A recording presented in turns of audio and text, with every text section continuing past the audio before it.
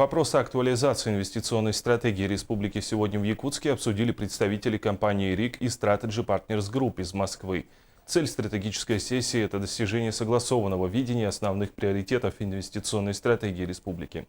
Так, участники сегодняшней встречи отметили по итогам анализа, проведенного в рамках стратегической диагностики, ключевыми проблемами качества жизни на Дальнем Востоке, сферу здоровья, физинфраструктуру и рабочие места.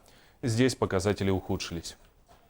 На первом месте с большим отрывом оказалась проблема медицинского обслуживания. Здесь у нас мы видим, что ее больше всего отметили, и она за последние годы ухудшалась. Дорожная инфраструктура более-менее стабильно, не сильно ухудшалась. Проблема с рабочими местами всех волнует.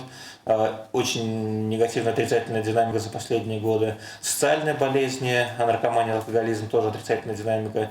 И коммунальные услуги тоже всех население Дальнего Востока волнует. Тоже динамика отрицательная, хотя и не такая острая. То есть это тема общей проблемы Дальнего Востока, с чего мы, так сказать, начинали наше изучение, наш анализ.